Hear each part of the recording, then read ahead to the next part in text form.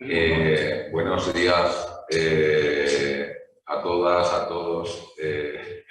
Vamos a intentar que ahora vaya por fin a la puerta y la vencida. Son las cosas de la tecnología. Y os pido disculpas por este problema inicial. Decía que quería iniciar esta jornada en la semana de administración abierta dedicada a las alianzas abiertas y el tercer sector para una educación inclusiva, dando las gracias nuevamente a Asunción Montero, que se me da ya 3 veces, vicepresidenta de la plataforma del tercer sector por la colaboración que presta a este Ministerio de Política Territorial y Función Pública siempre que se le requiere. Y darle las gracias, me permitís la licencia, a mi equipo, al director general Olivier Bayón, a la subdirectora Isabel Moya, porque llevan meses trabajando en la organización de estos eventos que se han celebrado o que se están celebrando, estamos celebrando esta semana y que lleva mucho trabajo detrás. Por ello, muchísimas gracias a los dos y a vuestros equipos. Me gustaría resaltar 2 ideas iniciales que creo que podemos compartir casi todos. En primer lugar, España es un país pionero en la defensa de los valores del gobierno abierto, la transparencia, la rendición de cuentas, la participación ciudadana y la colaboración. Con la incorporación en el año 2011 de España, junto al Reino Unido, Alemania, Italia o Estados Unidos, a la Alianza para el Gobierno Abierto, emprendimos juntos un camino para mejorar la calidad democrática y la confianza de la ciudadanía en sus instituciones públicas. Y en segundo lugar, me gustaría destacar que creo no equivocarme si afirmo que España es un referente a nivel internacional al incorporar a los planes de gobierno abierto un enfoque inclusivo, como de hecho lo tiene en el 4º plan de gobierno abierto, ya que la inclusión es un valor compartido en este país por todas las administraciones públicas a todos sus niveles y compartido por el conjunto de colectivos sociales y asociaciones, organizaciones representados en el Foro de Gobierno Abierto. Este consenso en materia de inclusión permitió que en el tercer plan se incluyera como un compromiso la elaboración de unas guías educativas para el profesorado y el alumnado de educación primaria, secundaria y bachillerato, cuya implementación ha sido muy bien valorada tanto en el informe de evaluación de IRM como por la OCDE, que la ha considerado como una buena práctica. Estas guías, con las que contamos nuevamente en el año 2011 y se presentan en formato accesible y de lectura fácil para que puedan ser leídas y comprendidas perfectamente por aquellas personas que tengan dificultades lectoras o de comprensión, supone un avance considerable al estar dirigido este material didáctico a la población infantil y juvenil, que son los protagonistas del cambio que pretendemos y o que estamos impulsando. Quiero darle las gracias muy especialmente al profesor Criado, que ha coordinado la elaboración de esta guía. La guía de primaria, que protagoniza una niña de 10 años que vive en cualquier ciudad de tamaño medio de este país, lo que pretende es, a través de una serie de actividades y juegos, aproximar a los más pequeños, a los alumnos de primaria, a conceptos como la transparencia y la innovación. En el caso de las guías de secundaria y bachillerato, a través también de actividades para que el profesorado realice con sus alumnos y alumnas, se pretende la construcción de un centro escolar o un instituto abierto. Y para ello hay unos pasos que hay que ir dando. Primero, construir un centro transparente, luego construir un centro participativo y un centro en el que se promueva la participación, para lo que los alumnos y alumnas lo que deben de hacer es identificar espacios, los actores necesarios y poner en marcha iniciativas de colaboración. Otro pilar fundamental en la consolidación de este enfoque inclusivo en España ha sido la definición de los planes de gobierno abierto como una política palanca para el logro de los objetivos de desarrollo sostenible de la Agenda 2030 y en particular del ODS 16 que todos conocéis. Todo ello explica que la promoción de las acciones que favorezcan la inclusión social, la igualdad y la accesibilidad universal enfocada a colectivos que se encuentren en situación de vulnerabilidad, de pobreza o en riesgo de exclusión social, se haya erigido como un eje transversal del cuarto plan de gobierno abierto. Además, este enfoque ha sido también el motor de uno de los principales compromisos adquiridos en el plan, que es el de la comunicación inclusiva en materia de gobierno abierto, al que alcanzamos un acuerdo el pasado 24 de marzo. Quiero por ello recordar que uno de los principales objetivos recogidos en este acuerdo es precisamente el de contribuir a superar la brecha digital y asegurar la accesibilidad universal en el ejercicio de los derechos relacionados con el gobierno abierto en condiciones de igualdad y no discriminación, mediante acciones específicas de comunicación. En esta línea de anunciarles que la comunicación inclusiva en gobierno abierto ha sido incluida como un proyecto dentro del componente 11 del Plan de Recuperación, Transformación y Resiliencia, y estamos ya trabajando para el establecimiento de líneas de colaboración tanto con el Consejo de Usuarios y Consumidores como con la plataforma del tercer sector para emprender actuaciones conjuntas, porque no podemos permitir que nadie se quede atrás. Resulta imprescindible informar, sensibilizar y concienciar a la ciudadanía en general, pero también que prestemos una especial atención a los colectivos más vulnerables afectados por la brecha digital. Y voy finalizando. Quiero agradecer a todas las personas que participan hoy en la jornada, junto al profesor Criado, a María José de Juanes, directora ejecutiva de la plataforma del tercer sector, Teresa Vacas, asesora técnica docente de la Subdirección General de Aprendizaje a lo largo de la vida del Ministerio de Educación, Isabel Beltrán, jefa de Servicio de Transparencia de la Dirección General de Gobierno Abierto e Innovación Social del Gobierno de Aragón, experta en lectura fácil, Inés Aranoz, asesora jurídica de plena inclusión de la plataforma del tercer sector que se conectará por videoconferencia, y a Cristina Rodríguez, pedagoga terapéutica en las aulas TEA. Solo me queda agradecer nuevamente a la plataforma y desearle a todos y a todas una provechosa jornada, y luego volveré a tomar la palabra después de que lo haga la plataforma para presentar a Soledad Puertolas, que es un honor tenerla hoy con nosotros. Cuando quieras. Buenos días a todas y a todos. En primer lugar, expresar mi más sincero agradecimiento por la invitación a participar en el acto Alianza entre el Gobierno Abierto y Tercer Sector para la Educación Inclusiva en el marco de la Semana de la Administración Abierta. Muchas gracias al secretario general, Luis Javier Rueda, y gracias al director general de Gobernanza Pública, Olivier Bayón, así como a su equipo por contar un año más con la plataforma del Tercer Sector. Este es el segundo año en el que la plataforma del Tercer Sector participa en un acto de la Semana de la Administración Abierta.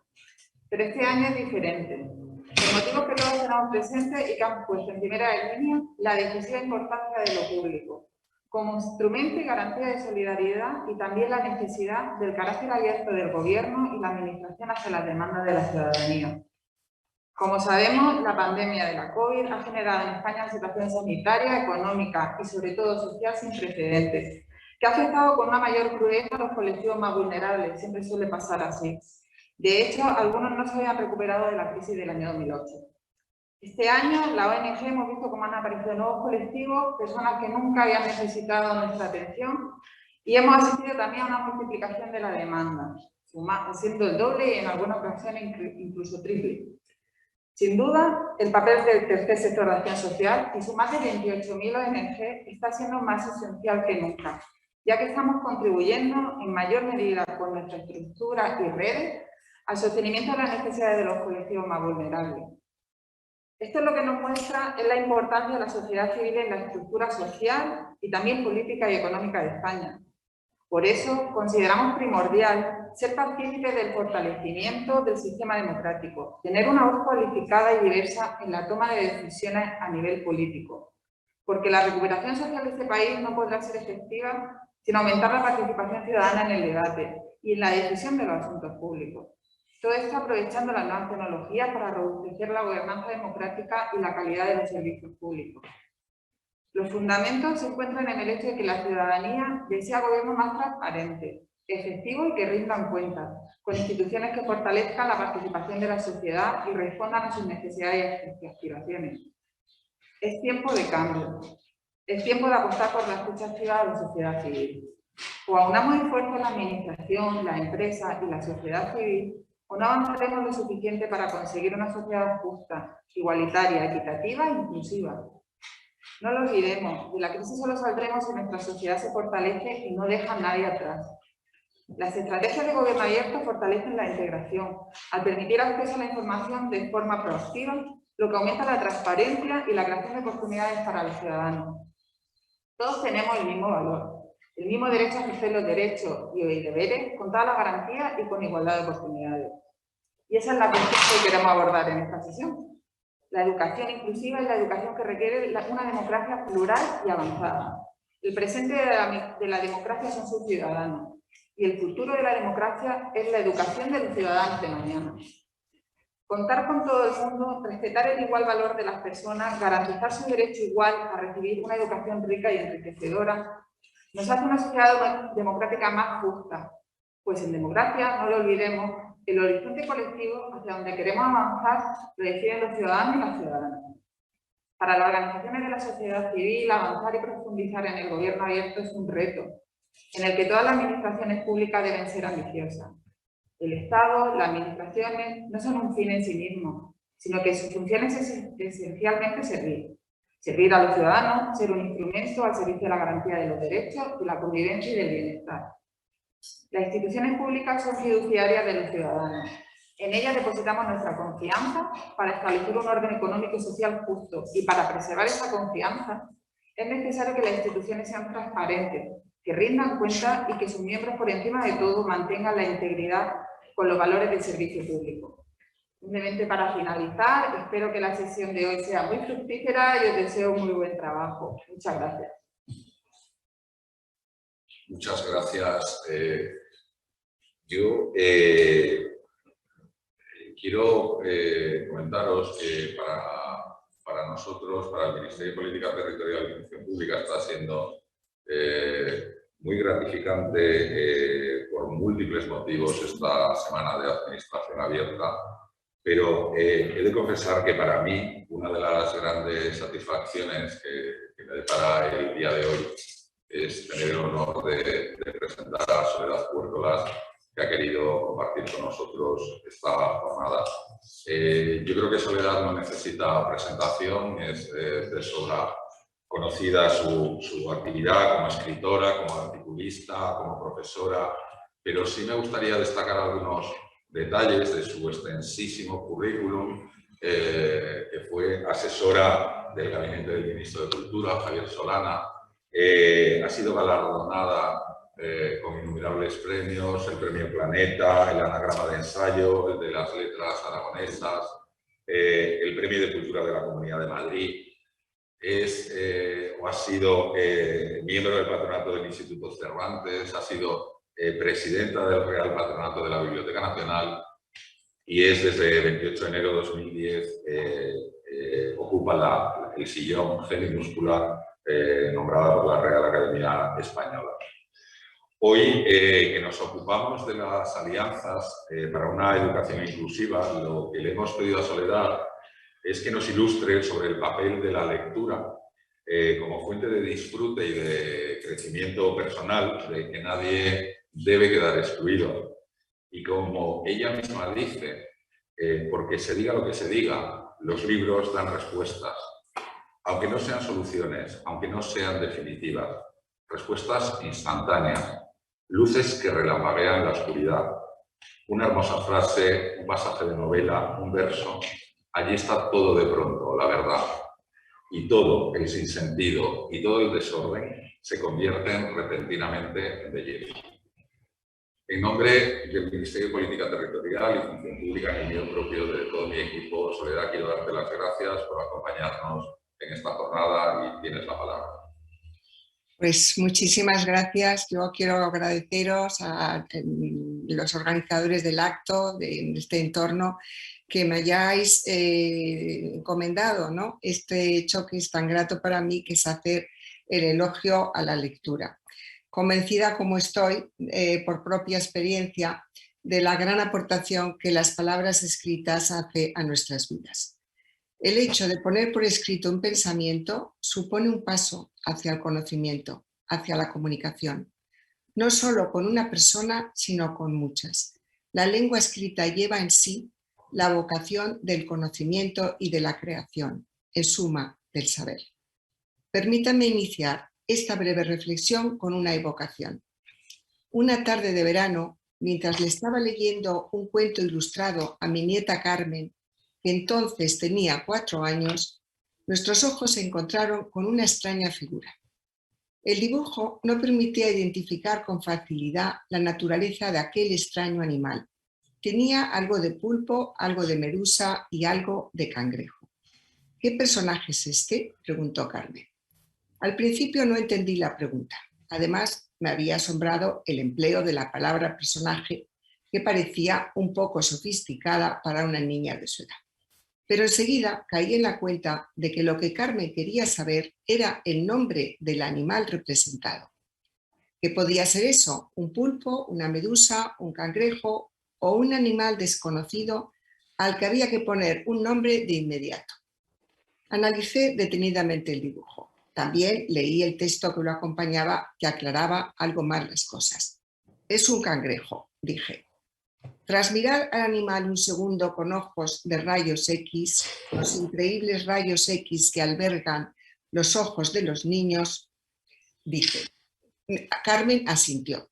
Personaje. Esa fue la palabra que mi nieta Carmen empleó para referirse a aquel ente, un animal, un ser vivo, cuya identidad se le escapaba.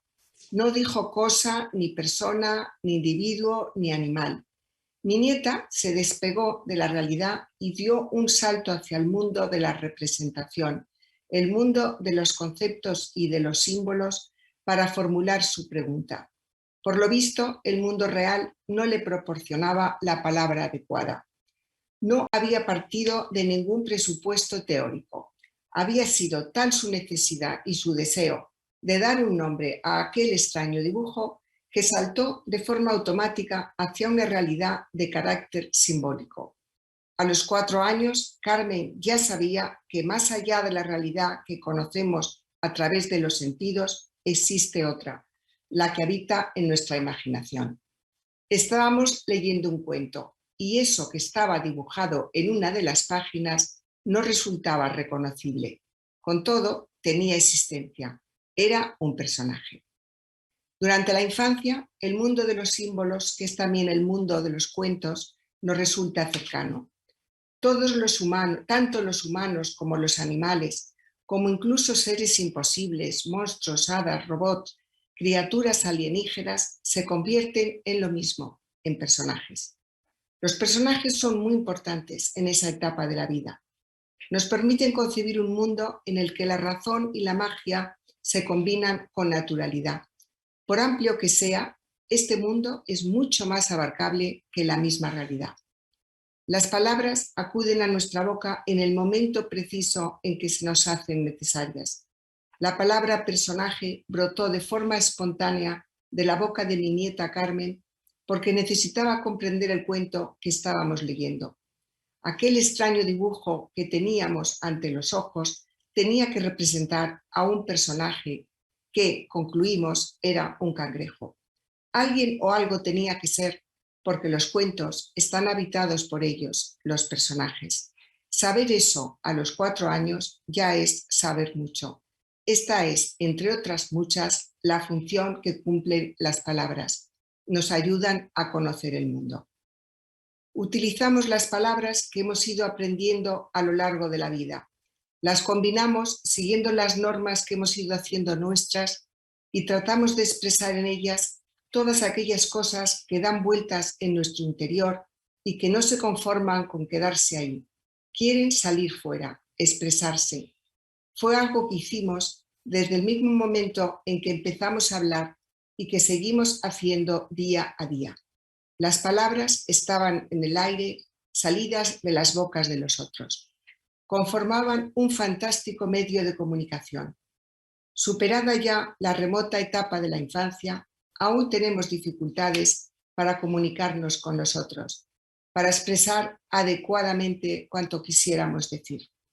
Hablar, según nos dice el diccionario de la Academia, significa emitir palabras. Decir se define como manifestar con palabras el pensamiento. Se puede dar otro paso, escribir. En su primera acepción se define así: representar las palabras o las ideas con letras u otros signos trazados en papel u otra superficie. En los tres casos, las palabras son las protagonistas. Las palabras emiten, hablar, manifiestan el pensamiento, decir, y son representadas mediante letras u otros signos en un papel u otra superficie, escribir. La forma en que hacemos uso de las palabras es distinta en cada caso. En el primer caso, es el hecho en sí del habla lo que centra nuestro interés. En el segundo, nuestra atención se fija en el sentido de las palabras emitidas, en lo que las palabras quieren transmitir, el mensaje. En el tercer caso, la reflexión anterior a la emisión de las palabras a la expresión se amplía en muy diferentes grados y en función de muy diferentes objetivos. No es lo mismo escribir un comunicado oficial que una carta de amor o de pésame, un ensayo, un relato de misterio o un poema. El hablante, el conferenciante, el escribidor, el novelista, el poeta, todos dejan su huella en el lenguaje. Los textos se convierten en modelos de lengua y absorben a su vez los usos de la lengua oral. El lenguaje es una instrumenta que se pone a nuestro alcance desde los primeros días de nuestra existencia y que vamos conociendo y valorando poco a poco. Amplía de forma extraordinaria nuestra capacidad de expresión y de comunicación, allana obstáculos, conquista territorios, se eleva en el aire y en el interior de nosotros mismos. Nos permite imaginar, soñar, construir fantasías, inventar tiempos y lugares de los que no hemos oído hablar jamás. El ser humano quiere expresarse y comunicarse, aspira a darse a entender, a comprender lo que le dicen, a explicarse a sí mismo y a explicarse a los otros, a todos sus posibles interlocutores. En cualquier reunión en la que se hable de las mismas palabras, y es algo que ocurre con cierta frecuencia, se pone de manifiesto que todo el mundo, algunas veces sin ser completamente consciente, tiene una opinión sobre los significados y los usos de una u otra palabra. Es una conversación que enseguida se vuelve acalorada. Mi afición por la lectura, que se inició en la infancia, me ha mostrado que en los textos literarios han quedado grabadas las señales siempre nuevas de nuestro descontento, del temor que nos produce la existencia y la amenaza de la muerte, pero también de nuestras reservas de alegría y la dicha de vivir, de la necesidad del humor, de la ironía y de la risa. La literatura ha registrado todas las preguntas que no podemos contestar y que hemos ido guardando en alguna parte poco transitada de nuestra mente para que no obstaculicen nuestra vida diaria. Todos los sueños de vivir vidas distintas a la nuestra, de huida y de aventura. Las historias que la humanidad ha ido inventando, ese conjunto de relatos, fábulas, cuentos, novelas, unos con finales felices, otros desconcertantes o tristes, triviales, desgarrados, trascendentes, nos comunican lo mismo: la incertidumbre y soledad de nuestra condición, esa precariedad en la que vivimos y la necesidad de más luz, más sosiego, más compañía, más alegría, más amor. Permítanme que para finalizar evoque un momento importante de mi propio itinerario. el primer libro que me compré con mi propio dinero. Un libro que hoy ocupa un lugar especial en mi biblioteca y un momento que se destaca entre mis recuerdos. Yo debía de tener 12 años y los libros que leíamos durante las largas horas de las siestas del verano, muchas horas, muchos días de aquellos veranos del pasado que abarcaban meses, los protagonizaban niñas inquietas y soñadoras. Las entendía mucho mejor de lo que nadie me entendía a mí.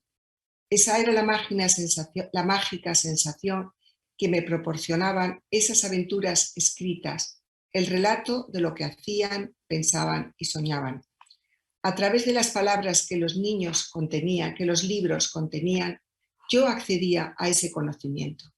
Cuánto más sencillo era conocer a los personajes que vivían en los libros de Celia y de Antoñita la Fantástica que a las personas que me rodeaban, fueran niñas, niños o adultos. El interior de las personas era para mí el gran misterio de la vida, el principal.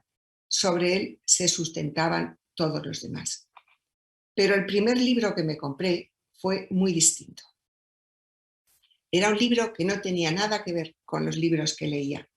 No se trataba de un libro para jóvenes. Y lo más curioso de todo es que estaba escrito en francés. Llevaba por título La Guirnalde de Sanet. Era bastante grande, estaba encuadernado en un papel que imitaba el pergamino y se cerraba con unos pequeños cordones de cuero rojo que surgían de las tapas. La letra era grande y tenía muchas ilustraciones, 25 piezas maestras de la miniatura, según rezaba en la primera página del libro. Imágenes de ayer y páginas de hoy, rezaba también. Tenía 4 capítulos, primavera, verano, otoño e invierno. En el colegio estudiábamos francés, pero yo no lo dominaba, ni mucho menos. Y en cuanto a los nombres de los escritores franceses que firmaban los capítulos, puede que me sonaran, pero no creo que los hubiera leído, como no fueran breves extractos de sus obras en las clases de francés. Así que me compré un libro que no podía leer. Desde luego, las ilustraciones sí se entendían y ya eran lo bastante fascinantes para mí. Eran reproducciones de miniaturas del siglo XV en colores muy vivos, escenas de la vida cotidiana alusiva a las 4 estaciones. Con aquellas letras tan claras en un idioma que no era el mío y con aquellas preciosistas ilustraciones que me mostraban el ancho mundo desconocido, el libro me maravillaba tal como era. En aquel libro se guardaba el tiempo, sus ritmos, sus ritos, sus transformaciones, los deberes, los placeres, los trabajos, las diversiones, el descanso, el ocio, las alegrías, algo de dolor también, decadencias, luchas, remansos. En aquel tipo de letra tan grande en que estaban impresos los relatos, cabían todas esas sensaciones. En esas palabras no siempre descifrables se expresaban todos los enigmas. Todo estaba ordenado dentro del libro. Todo parecía plácido y en su sitio. Creo que al ver el libro por primera vez, sentí de golpe que contenía todo lo que la literatura me podía dar. Siempre lo he tenido cerca de mí.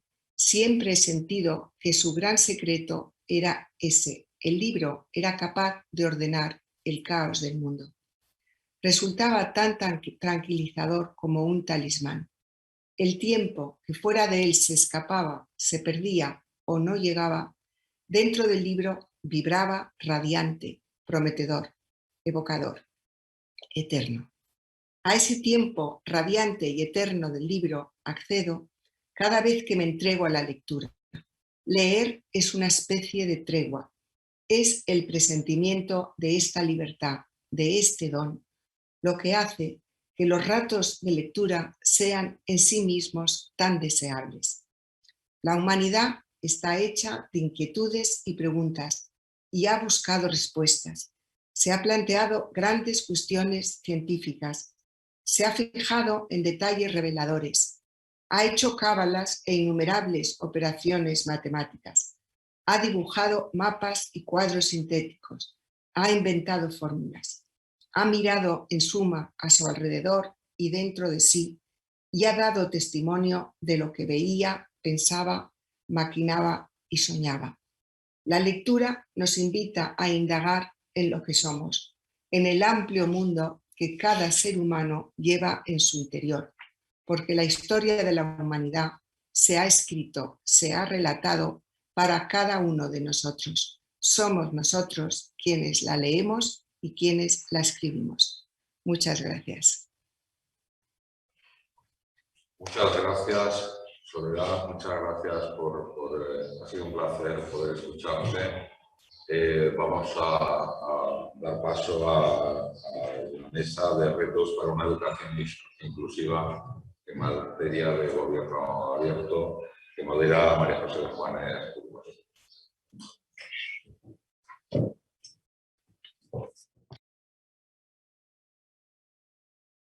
Hola, buenos días. Encantada de saludaros a todos y a todas que estáis conectados vía online.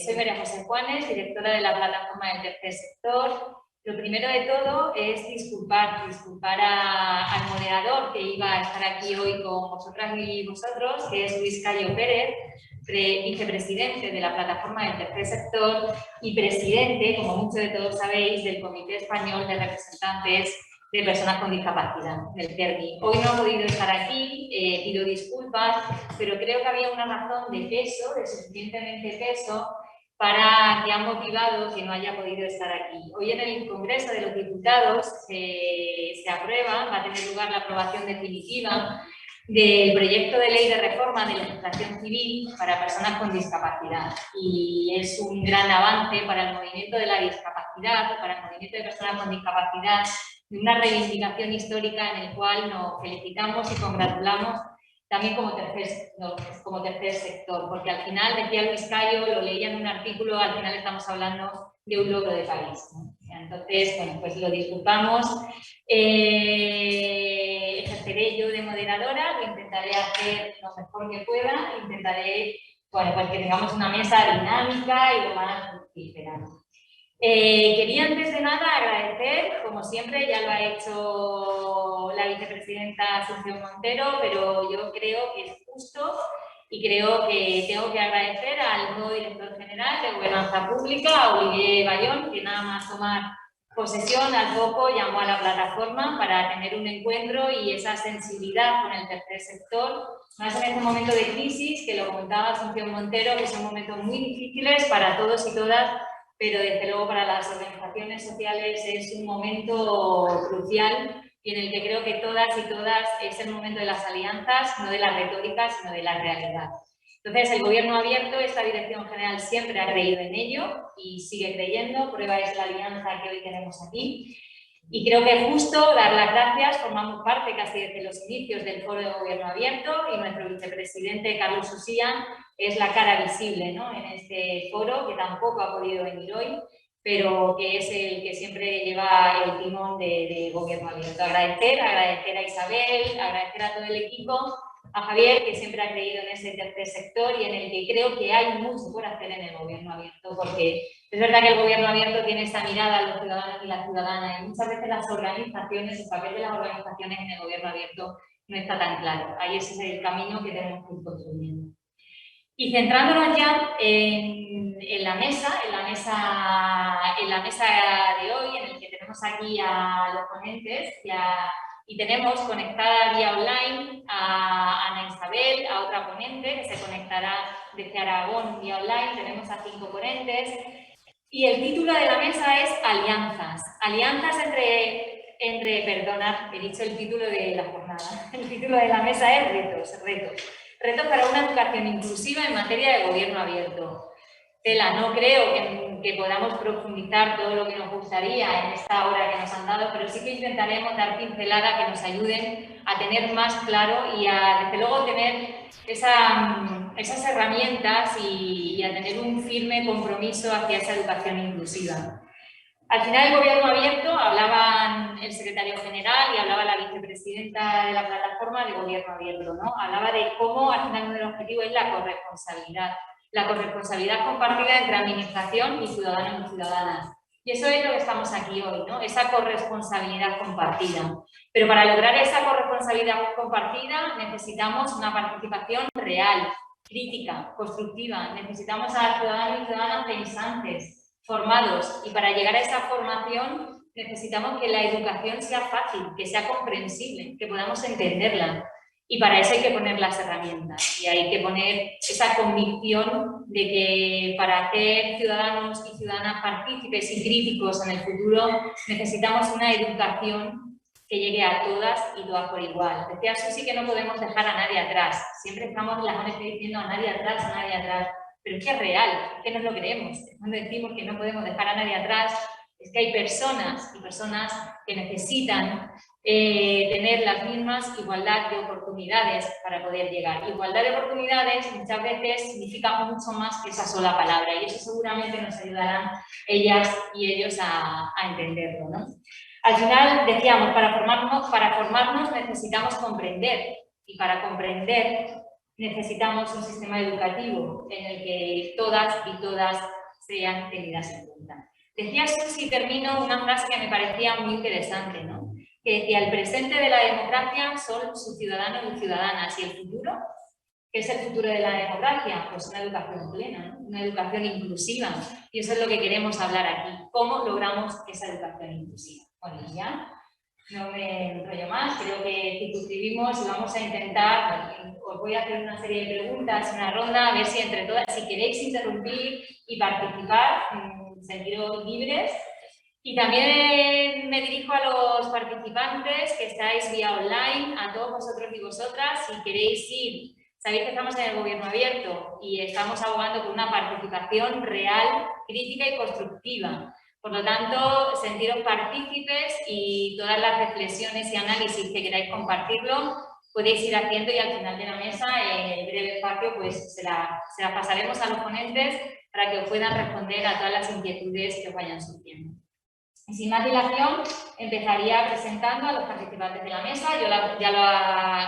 Los ha presentado nuestro el secretario general, pero empezaría por Ignacio Criado. Ignacio Criado es el autor de las 3 guías de Gobierno Abierto, es profesor de Ciencia Política y de la Administración de la Universidad Autónoma de Madrid y es director del Lab Grupo de Investigación, Innovación, Tecnología y Gestión Pública. Muchas gracias, Ignacio, por estar aquí.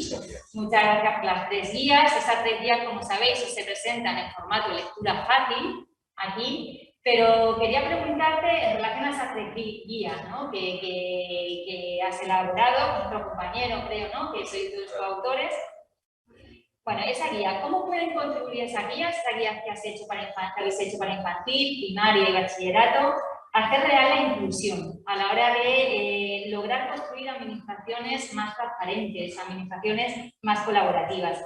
¿Cómo está diseñada para lograr ese objetivo? Pues lo primero, darte las gracias por la presentación, agradecer al secretario general también su comentario previo, ¿no? Por la autoría que se hago extensiva a Vicente Pastor, que fue la otra persona que contribuyó en la elaboración de la guía.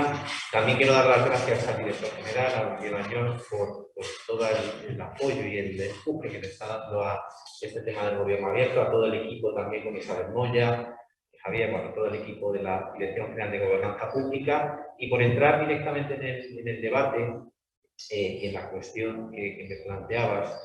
Pues para mí, lo primero, déjame que lo diga, para mí es un verdadero, te lo digo con emoción, pues es emocionante ver que Almudena y sus amigos, que son los protagonistas de la guía didáctica de primaria, pues llegan a lenguaje fácil, ¿no? A más gente. Y que esto del gobierno abierto, pues esta idea que tiene digamos, originalmente tenía una connotación más filosófica, ¿no? En relación con cómo tenemos que gobernar los asuntos públicos y cómo tenemos que, de alguna forma, solucionar los problemas que tiene cualquier sociedad, pues lo tenemos que hacer colectivamente, que de alguna manera es lo que modestamente tratamos de conocer los profesores de ciencia política, pues ese concepto aterrizarlo a estudiantes de primaria, secundaria y bachillerato, pues era un desafío de primer nivel, ¿no? Porque yo estoy acostumbrado a trabajar, a hacer mis artículos académicos, a expresarme, antes se decía, ¿no? Expresarnos en otro tipo de registro, con otros códigos, y aproximarnos a un tipo de público tan singular, pues lógicamente para mí, para nosotros, supuso un desafío. De hecho, en ese sentido tengo que decir que a pesar de que nosotros aparecemos como autores, realmente esta guía o estas guías tienen muchos autores. Hay muchas personas que contribuyeron con su lectura, con la supervisión, con la propuesta metodológica, a que este trabajo pues llegara a fin y que realmente tuviera la parte que antes se mencionaba, que ha sido planteado como iniciativa abierta en OCDE y otros. Realmente nosotros en un primer momento lo que nos planteábamos era intentar que la idea, esa idea filosófica del gobierno abierto fuera algo comprensible, fuera algo accesible, especialmente para, ya digo, para colectivos que ni tienen por qué conocer qué es la administración pública, ni tienen por qué conocer qué es el gobierno, pero que en última instancia, en su experiencia diaria, tienen contacto con todo ese tipo de conceptos, ¿no? Con ese tipo de ideas. Eso es lo que tratamos de alguna manera de hacer en estas vías. A partir de ideas abstractas, de conceptos que, bueno, que son generales, aterrizarlos en experiencias concretas que sean vivibles, que sean, como se dice ahora, habitables por estudiantes de estos niveles educativos, ¿no? Y bueno, pues eso lo planteamos con diferentes ejemplos, lo planteamos con diferentes iniciativas. Antes se hablaba de algo muy concreto. Si estamos hablando de gobierno abierto, ¿qué es lo que tiene más que estudiar? De primaria, de secundaria, de bachillerato, pues un centro educativo. Pues vamos a construir un instituto abierto, ¿no? Y vamos a dar unas pautas para hacerlo desde lo que serían los pilares pues, del gobierno abierto, de la transparencia, de la participación y la colaboración. Es decir, y por resumir, tratando de convertir lo abstracto en algo más concreto y acercando lo máximo posible este tipo de ideas que ya digo son más filosóficas, más aspiracionales. Para mí el gobierno abierto, de hecho lo digo, es algo más filosófico, es un horizonte al que nos tenemos que encaminar, convertirlo en algo que sea practicable y que sea vivible en el día. ¿No? Ese es, digamos, lo que estaría en el trasfondo de la elaboración de la guía y de eso que me preguntaba, ¿no? De cómo podemos convertir, digamos, que la inclusión aumente como consecuencia de la utilización de esta. Muchas gracias. ¿Y cómo conseguimos llegar a toda la ciudadanía, sin exclusión, a toda la ciudadanía? Y así como conseguimos que la participación sea real, estamos abogando por una gobernanza real, auténtica, de diálogo, de escucha activa, que estamos abogando por una transparencia de las instituciones públicas y llegamos a toda la ciudadanía. ¿Cómo lo conseguimos? Claro, eso seguramente sean algunos de los retos, ¿no? Clave que tenemos en las democracias actuales, ¿no? No voy a hacer aquí ningún tipo de disertación sobre ni populismo, ni polarización, que son algunos de los conceptos que ahora estamos manejando en la ciencia política, y cuáles son las causas, ni simplemente me voy a ir a lo concreto y por aterrizarlo en gobierno abierto. A ver, esta idea de gobierno abierto precisamente lo que aspira es a una profundización en valores, en principios y en prácticas democráticas. Desde esa perspectiva, nuestra aspiración como sociedad pues tiene que ser llegar al mayor número de públicos posible, ¿no? Eso lo hacemos de una manera imperfecta cada 4 años cuando tenemos elecciones, ¿no? Que nos permite llegar a un grupo amplio de gente que se interesa de repente en las campañas electorales. O lo podemos ver a través de los debates que se producen en el Parlamento, que tienen una llegada muy importante a muchos colectivos o grupos de población, prensa, etc. Desde mi punto de vista, junto con ese tipo de experiencias, creo que tenemos que encaminarnos también a lo que yo llamo el output del sistema, ¿no? Es decir, los resultados del sistema. Es decir, la gente vive la política no solamente en la participación, en la movilización, a través de, efectivamente, de organizaciones de la sociedad civil que tienen un papel muy importante en todo lo que es el input, ¿no? Antes comentaba la actividad en el Congreso de los Diputados. Pues para llegar a ese punto tiene que haber muchas personas que estén movilizando, que estén participando, pero también es muy importante que tengamos en cuenta que la democracia se construye cuando hacemos cosas, ¿no? Que hacemos cosas cuando implantamos cosas, cuando vamos a un centro de salud, cuando vamos a un centro educativo, cuando tenemos algún tipo de experiencia con un servicio público, ¿no? Y desde esa perspectiva, involucrar a la ciudadanía, a cuantas más personas en ese tipo de procesos, ¿no? De implantación de servicios, de actividades, de construcción de nuevas formas de coproducción, de servicios, de interacción. Ahí, en ese ámbito, en esa parte final de esos resultados del sistema, yo creo que ahí es también donde podemos encontrarnos con el conjunto de la población, con diferentes personas que necesitan servicios públicos, que necesitan de la actividad del gobierno, de los estados, de las administraciones públicas en sus diferentes niveles, y ahí es donde se experimenta la democracia también. Por supuesto, en esa parte inicial, pero en esa última fase en donde también necesitamos a la ciudadanía para diseñar mejores servicios públicos y de alguna manera para hacer una democracia mejor. Creo que esperamos que con estas guías hayamos contribuido de alguna forma, ¿no?, a esa comprensión de que en esa parte final de ese proceso político también muchas personas se pueden involucrar y, bueno, pues esa comprensión es lo que esperamos, pues, que de alguna manera, llegando a niños y niñas, llegando a la educación primaria, secundaria y bachillerato, y llegando a diferentes colectivos que tienen necesidades singulares, pues de alguna forma podamos ampliar ese espacio, ese terreno de juego en el que la democracia pues tiene que seguir, ¿no?, explorando nuevas vías, nuevos caminos y nuevos futuros. Sí, muchas gracias. Al final es formación, es que para formarnos llegaremos a ese resultado final, ¿no? Si la formación no dejamos en nada. Muchas gracias, Ignacio. Pues ahora pasamos a Ana Isabel Beltrán, que está conectada con nosotros vía online. No sé si estás ahí, funciona perfectamente. Sí, ahí estoy. Aquí estoy, buenos días. Desde Aragón, muchas gracias, te saludamos desde Madrid. Quería decir que Ana Isabel Beltrán es funcionaria del Cuerpo Superior de la Administración de la Comunidad Autónoma de Aragón y actualmente, desde 2016 hasta ahora, es jefa del Servicio de Transparencia del Gobierno de Aragón y secretaria del Consejo de Transparencia.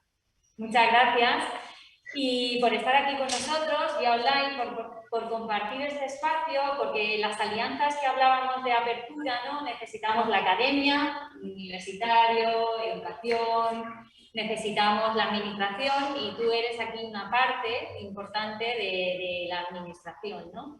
Y además tienes una iniciativa muy bonita que sí que me gustaría que primero te voy a hacer una pregunta, pero que luego nos contaras un poquito, porque creo que es una buena práctica que conjuga muy bien esa alianza entre el tercer sector y entre administración para fomentar el gobierno abierto. Yo quería antes de nada de que nos cuentes un poquito tu iniciativa, quería preguntarte, hablábamos de la apertura, ¿no? Y hablaba Ignacio de los gobiernos, de qué es realmente, ¿no?, el gobierno abierto.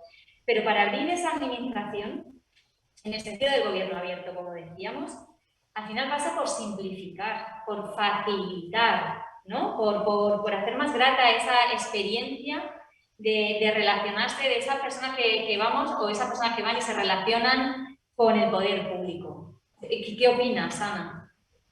Buenos días, pues sin duda, la transparencia, la participación, la rendición de cuentas, como esos tres ejes del gobierno abierto, tienen que ir en esa línea decidida de simplificación, de comunicación clara, de facilidad, de lectura fácil. Tenemos que pasar, yo lo digo continuamente, del derecho a saber, que ya es bien importante, al derecho a entender.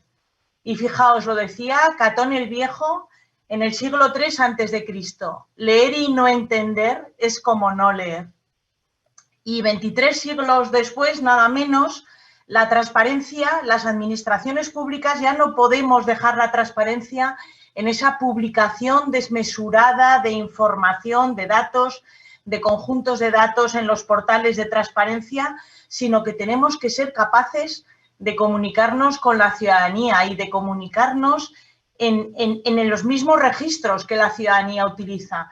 Para ello avanzamos todos los días en comunicación clara. Yo creo que ahora es el objetivo principal de la transparencia, en comunicación clara, que además de cumplir, por supuesto, con los requisitos legales, dotemos a los portales de esa información que llegue de verdad a la ciudadanía. Y para eso, pues tenemos en nuestras manos, además de la lengua escrita, muchísimos recursos gráficos, pictogramas, vídeos, etcétera, etcétera, para hacer que el lenguaje complejo se convierta en una comunicación clara y eficaz. Fijaos, un simple dato. Yo quería daros un simple dato, luego hablaré un poco del proyecto Gobierno Fácil, que creo que es un proyecto precioso, con pasión y con emoción, pero un simple dato. Desde que en el portal de transparencia del Gobierno de Aragón empezamos a publicar diariamente, hace ya muchos meses, por desgracia, toda la información diaria relativa a la evolución de la pandemia aquí en Aragón, las visitas al portal de transparencia se multiplicaron de forma exponencial. Ahora tenemos una media de 12.000 visitas diarias al portal. Y tenemos muy clara cuál es la causa. Por supuesto, esa demanda de la ciudadanía de información diaria y sobre la situación del COVID, pero sobre todo creo que porque hemos conseguido una visualización sencilla, atractiva, comprensible. Fijaos, algunos de nuestros recursos han pasado ya incluso a la terminología popular. Un detalle. Cada día identificamos con un color azul aquellas zonas de salud que tienen más de 5 contagios, 5 más nuevos positivos en el territorio. Bueno, pues en las redes sociales, aquí en Aragón al menos, es ya muy frecuente oír hablar de los azulicos, en esa terminología baturra y maña. Hay muchos azulicos hoy, qué bien que van bajando los azulicos. Hemos conseguido que un simple elemento gráfico, como es identificar en un color, cale en la sociedad y vaya viendo la evolución de la pandemia de esa manera. Así que sin duda hay que simplificar, hacer fácil y decías, hacer más grata la experiencia también. La democracia no está reñida ni con el diseño ni con la belleza. Y esa información más atractiva acabamos de arrancar también con una herramienta de rendición de cuentas aquí en el Gobierno de Aragón, que os invito a visitar y que se llama VisualGov. El nombre yo creo que dice bastante. Es convertir el plan de gobierno, los objetivos y las estrategias de este gobierno en una información muy visual, muy atractiva y muy bonita para la ciudadanía. Muchas gracias, Ana. Y es verdad, que yo creo que es una obligación que tenemos, bueno, y que tienen instaladas las administraciones, y creo que en eso vosotros el Gobierno Abierto podéis decir mucho, ¿no? Para simplificar y hacer fácil. Te voy a preguntar por la iniciativa. Creo que es una iniciativa, a mí cuando me contaron esta iniciativa, creo que es una iniciativa muy bonita. Más que bonita, es útil. Creo que es una iniciativa necesaria.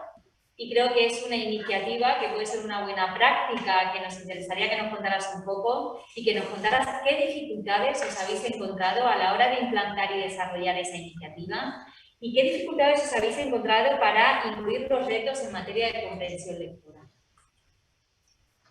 Pues fijaros, dificultades, es que tengo que reconocerlo así, no hemos tenido más que una dificultad.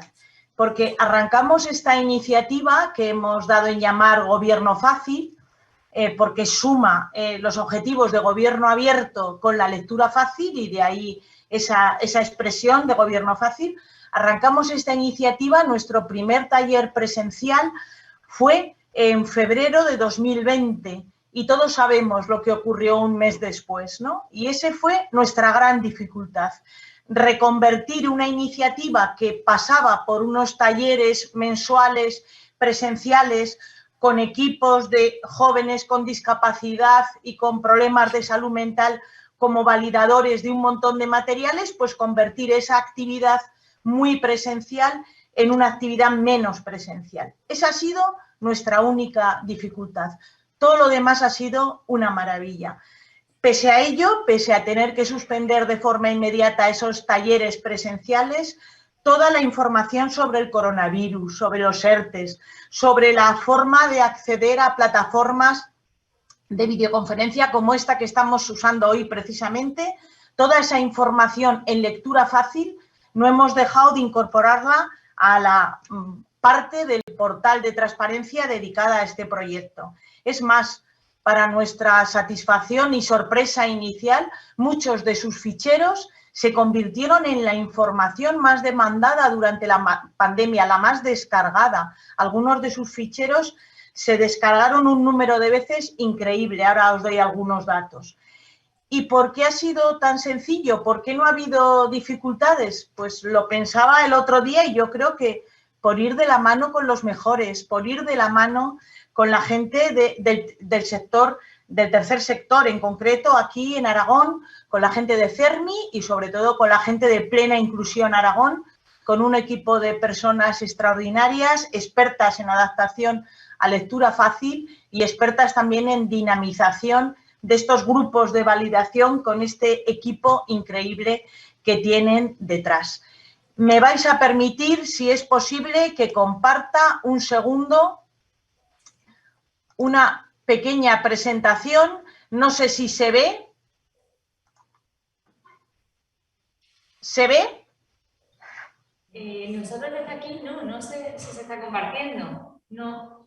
Bueno, pues lo dejamos por si acaso y os lo explico, sigo explicando. Simplemente era una imagen de la página para que vierais el aspecto que tiene, pero así os invito a visitarlo. Como os decía, Gobierno Fácil es un programa que une gobierno abierto y lectura fácil, pero va mucho más allá. Por supuesto que tiene mucho de traducción de textos jurídicos complejos, de normas, de formularios a lectura fácil. Por supuesto que tiene muchísimo de eso, que ya es necesario, pero va mucho más allá. Se pretendía y lo estamos consiguiendo que personas con una discapacidad, que personas con un problema de salud mental participen también en procesos participativos adaptados a sus necesidades y nos devuelvan a la administración esas inquietudes, esas necesidades, de tal manera que podamos desarrollar servicios y políticas públicas mucho más accesibles universalmente.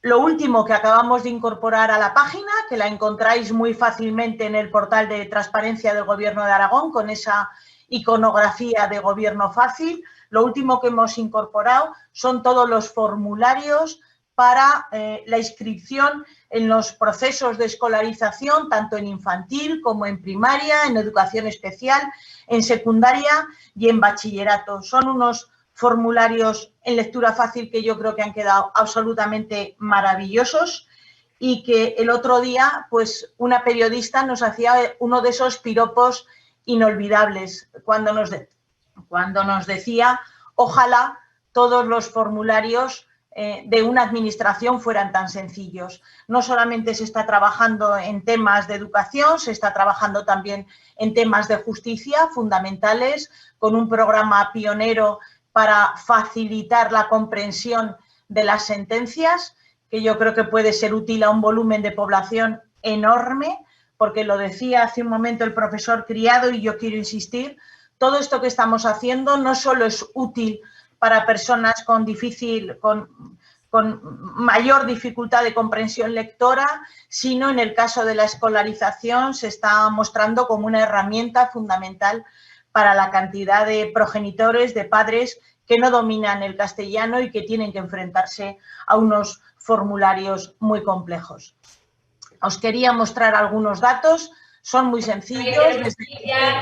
Tenemos que ir ya terminando la intervención. Simplemente deciros, y con esto termino, muchas gracias, que el formulario sobre cómo comprobar si alguien está o no enfermo de coronavirus en lectura fácil tuvo en unos días 54.000 descargas y por eso os decía que algunos de esos documentos son los más consultados del portal. Muchísimas gracias. Os invito a visitar todas estas páginas. Muchas gracias, Isabel. Me comentan que puedes compartir en el chat los enlaces. Ahora voy a hacerlo. Para que los participantes puedan puedan hacer uso y puedan conocer todo lo que nos estás compartiendo con nosotros. Perfecto, lo hago ahora mismo. Muchísimas gracias. Muchísimas gracias.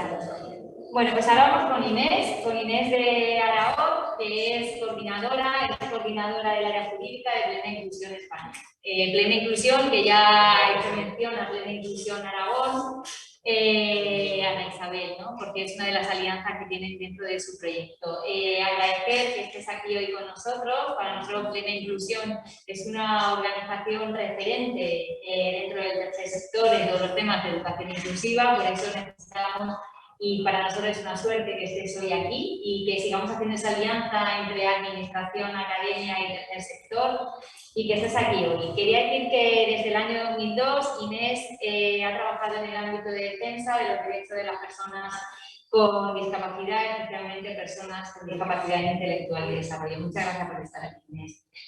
Te quería preguntar primeramente por la lectura fácil. La lectura fácil forma parte de algo más amplio, ¿no? Forma parte de algo más amplio como es la accesibilidad cognitiva.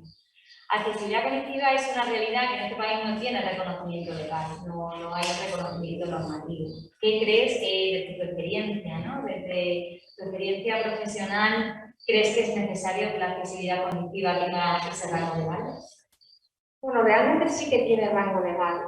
Desde el año 2003 está reconocida la accesibilidad universal en la antigua Ley de Igualdad de Oportunidades, la Ley Ondao, que luego pasó a ser el texto refundido aprobado en 2013, que es la Ley de Derechos de las Personas con Discapacidad y su inclusión social. ¿Qué es lo que ocurre? El problema es que aunque está reconocida dentro de la accesibilidad universal y es una de sus partes, no ha sido lo suficientemente utilizada ni ha sido desarrollada. Es decir, cuando nos vamos a los reales decretos que desarrollan la antigua Ley Ondao o la Ley de Derechos de las Personas con Discapacidad, vemos, por ejemplo, en la que habla de espacios públicos urbanizados, vemos que el Real Decreto tiene un montón de previsiones sobre cómo desarrollar la accesibilidad física o la accesibilidad sensorial.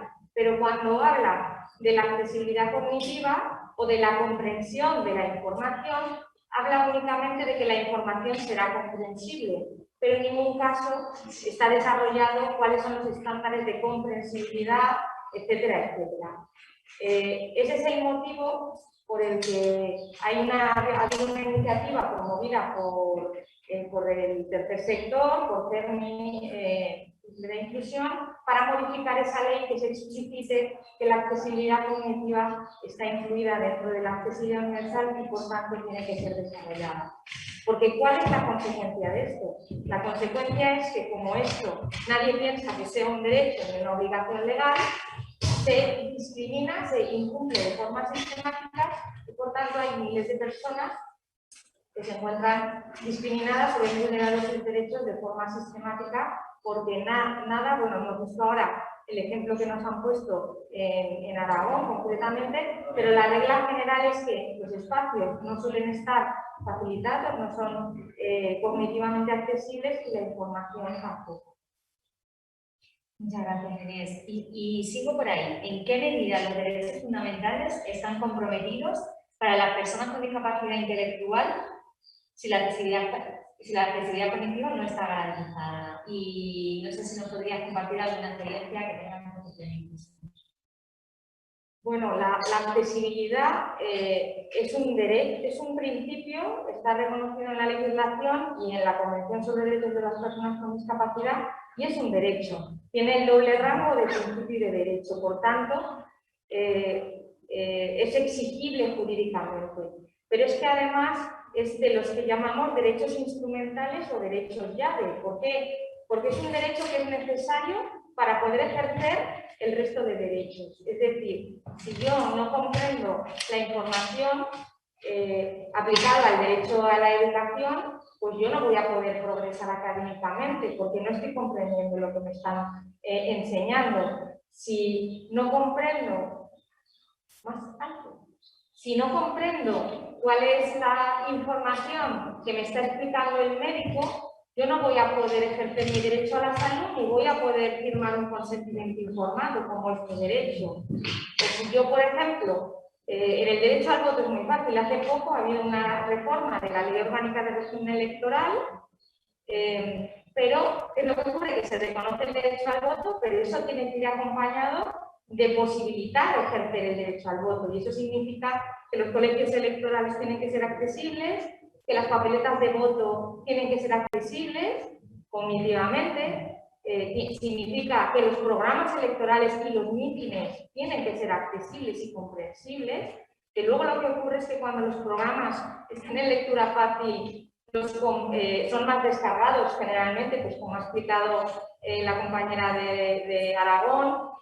Por tanto, hay que acompañar la accesibilidad que es necesaria para ejercer los derechos. Otro ámbito donde nos ocurre mucho es en el ámbito de acceso a la justicia. ¿Qué ocurre si a una persona la detienen y cuando le leen el acta de derechos no comprende cuáles son sus derechos? Pues que no puede ejercer su derecho de defensa y muchas veces acaba en prisión, ¿no? Entonces, para todo el ejercicio de derechos es necesario. La experiencia de plena inclusión es que, a pesar de que esto es un derecho, nos cuesta mucho que se reconozca que es un derecho y, por tanto, se realicen las acciones necesarias, como han explicado que se ha hecho en Aragón, pero que eso no sea una buena práctica, sino que sea algo, puesto que está reconocido desde hace años, que sea algo que sea normal, ¿no? Y que no haya que solicitarlo. De hecho, generalmente, o muchas veces nos ocurre que cuando lo demandamos, es como algo que se considera buena práctica y que muchas veces el coste recae en plena inclusión a la hora de hacerlo realidad, ¿no? Y por tanto, es una reclamación nuestra, puesto que si estamos hablando de un derecho humano que además es llave para todos los demás derechos, pues debería de ser algo que estuviera interiorizado como tal. Es un largo camino todavía que llegar. Ahora voy a presentar a Teresa Vaca. Muchísimas gracias, Teresa, por estar con nosotros y nosotras. Teresa es docente, pero ahora mismo trabaja en la administración, ha sido docente, ¿no? Tiene esa doble funcionalidad y esa doble perspectiva que seguramente nos ayudará, ¿no? Actualmente trabaja en asesora técnica docente en el Centro de Innovación y Desarrollo de Educación a Distancia y la Subdirección General de Aprendizaje a lo largo de la vida del Ministerio de Educación y Formación Profesional. Y ha sido profesora de lengua castellana y literatura en diferentes centros de secundaria y en adulto en Madrid, Extremadura y Aragón. Muchísimas gracias por estar aquí, Teresa. Y te quería preguntar qué pasos se están dando en la enseñanza secundaria, específicamente con respecto a las adaptaciones curriculares. Y qué importancia, y considero vital que nos hables de ellos, tiene la concienciación y la formación por parte del profesor. Gracias por invitarme. Y, a ver, bueno, soy docente, no es que haya sido, soy docente porque trabajo en el CIDEA, que es un centro integrado de educación a distancia y sigo siendo profesora de lengua y literatura, aunque trabaje para el Ministerio de Educación. A ver, yo digamos que lo que voy a aportar aquí es trabajo de campo, no solo porque soy profesora, sino también porque soy madre de una alumna ortográfica, con lo cual tengo ahí la doble vertiente de madre y de profesora.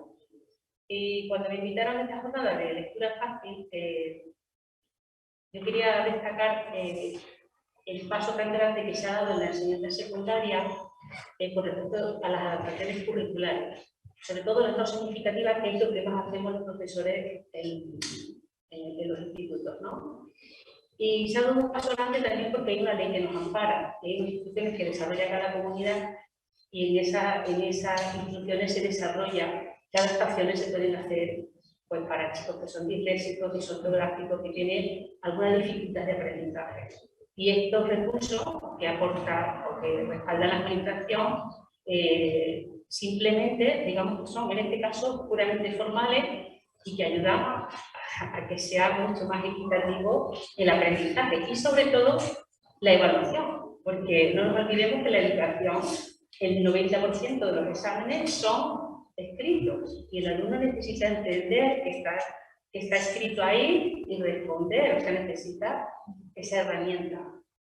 Entonces, en los centros es fundamental el Departamento de Educación Y ese departamento de orientación es el que más formación hace con el profesorado. Cuando llega a principio de curso, pues se dan unas pautas de cómo se hacen esas adaptaciones, que son muy fáciles porque algunas son simplemente dar más tiempo en los exámenes, o simplemente adaptar el tamaño y la letra, o hacer espacio entre niño y niña para que sea mucho más fácil esa lectura. Y esas o no reconocer las faltas de ortografía. Claro, eso facilita mucho ese tipo de examen y además quiere decir que no son facilidades que se le dan a esos alumnos, ahí falta la concienciación. No son facilidades, es decir, no es ni priorizar a estos alumnos porque tengan esa dificultad, porque lo único que hacen es como darle un talón para apoyar cuando uno cojea, ¿vale? Y hace falta concienciar al profesorado, pero hace falta también medio, porque si no el profesor solo no puede hacer ese tipo de adaptaciones.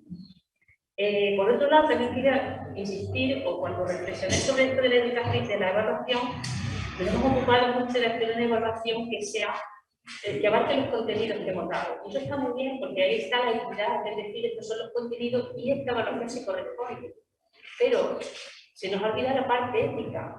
Y cuando entra el factor ético, entra a qué tipo de alumnado voy a dar yo este examen, quién va a hacer este examen, ¿vale? Y ahí entra no solamente la justicia, la equidad, sino la justicia. Vamos a ayudar a los que tienen esta necesidad. Y por último, quería decir que estas instrucciones que tienen todas las comunidades autónomas, pues se dice adaptación en tiempo, por ejemplo, se puede dar hasta un 35% de más tiempo. Yo creo que a estas instrucciones le hace falta poner en qué incide en el alumno, porque si el profesor tiene al lado que si tú le das más tiempo al alumno, el alumno está más tranquilo, por ejemplo, y gana en eso, tú también vas a saber hacer mejor el examen y vas a saber corregir mejor. O si tú puedes darle un ordenador al alumno disortográfico para que haga ese examen, el alumno no va a tener faltas de ortografía y además es como un recurso básico porque ¿cuántas veces escribimos ahora a mano? Poquísimas, casi para poner una nota. Utilizamos el ordenador y el corrector para todo, en español, en inglés, en francés, en todo. O sea que estamos pidiendo una cosa que es habitual para estos niños, ¿no?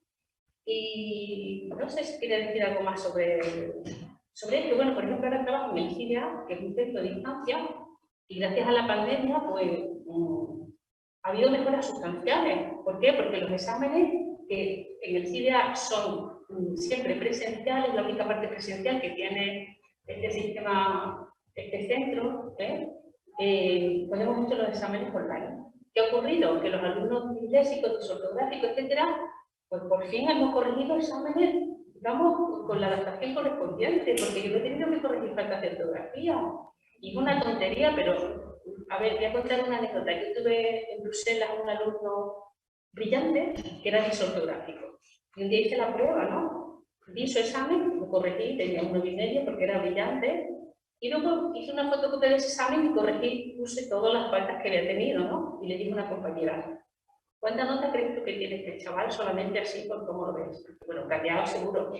Y dije, no, este alumno es brillante, pero es que no podemos contar las faltas de ortografía, ¿sabes? Entonces eso es una desventaja y al final la evaluación lo que mide es el éxito y el fracaso del alumno. Y si nosotros no queremos tener alumnos en desventaja y ser equitativos y justos, hay que hacer estas adaptaciones curriculares.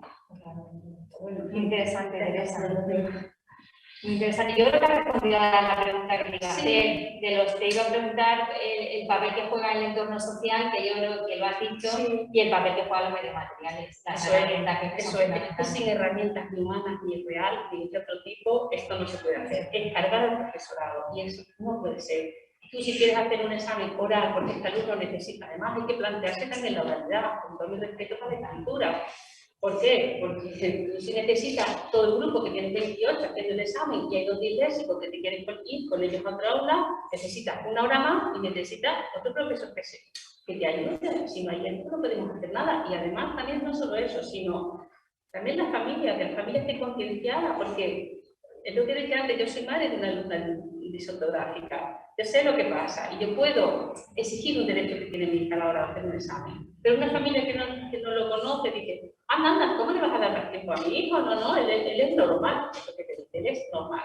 O sea, que ni siquiera ve que por parte de la familia hay una comprensión hacia esta dificultad de aprendizaje. Entonces creo que es fundamental. Muchas gracias, Teresa. Es verdad que eso antes entre nosotras de empezar la mesa justo hablábamos de esos temas. Y de esos temas le voy a preguntar a Cristina Rodríguez, agradecerle que esté aquí. Ella es profesora hace 7 años del Colegio CUE Montserrat, que es un colegio comprometido, y ella, bueno, pues también ha trabajado y compaginado en un centro de terapia de niños y niñas con autismo, aparte de mucho más, pero como veis, estoy resumiendo mi currículum, prácticamente hago otros cargos para tener más tiempo para el debate, ¿no?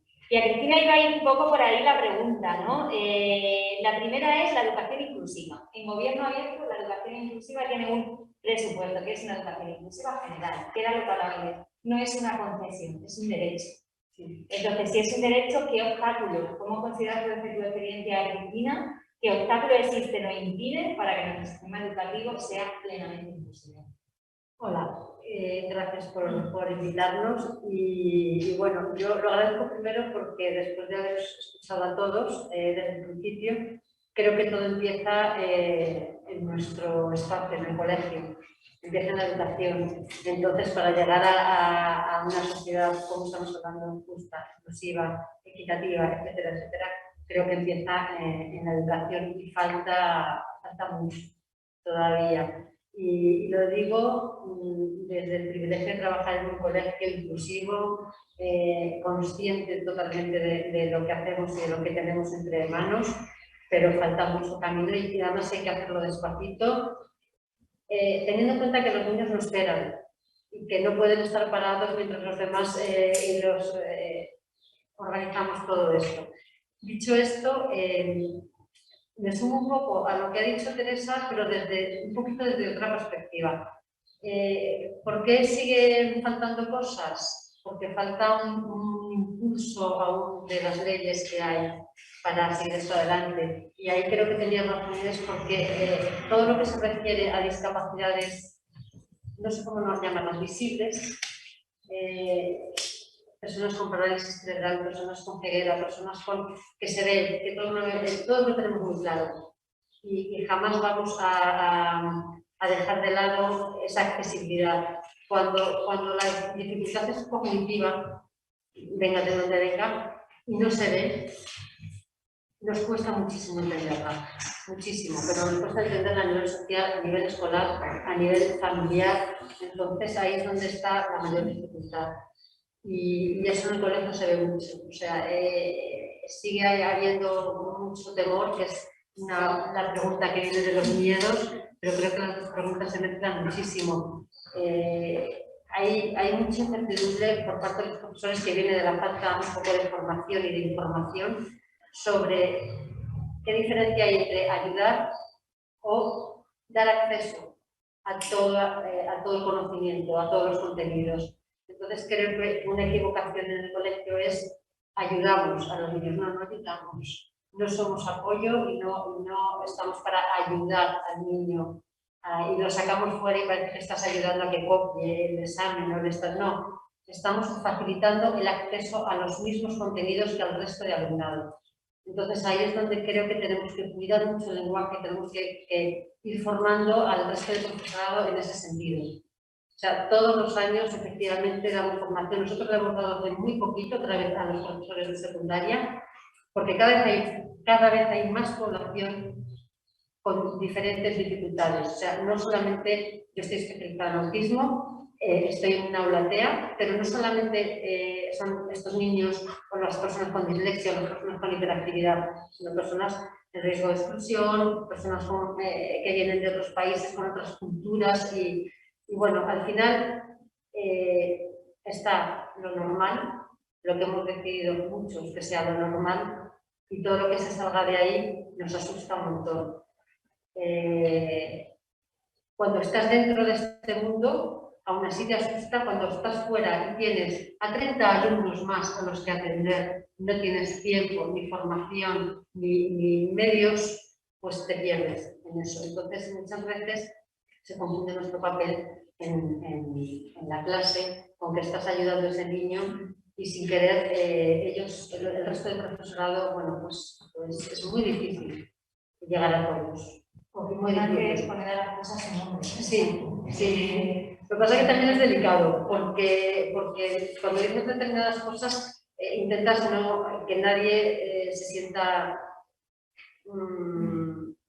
excluido o que le estás diciendo algo negativo. No, yo creo que eso es un aprendizaje de todos, incluidos cuando una vez te entra en un aula, te tienes que adaptar a la forma del profesor de dar la clase, pero el profesor también se tiene que adaptar, no a ti, sino al alumno. O sea, ahí hay un trabajo en equipo que es difícil. Y además es difícil conforme avanzan las etapas. Yo estoy muy centrada en secundaria y es verdad, yo he pasado por todas. Además es que yo voy recorriendo el mismo camino. Bueno, perdón, yo voy todas las veces que estamos en el cole.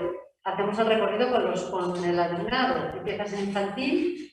Yo hace 3 años llegué a la universidad, a selectividad, porque yo he aprobado 2 veces la selectividad y ahora vuelvo otra vez a estar entre primaria y la ESO y voy a hacer el recorrido con ellos.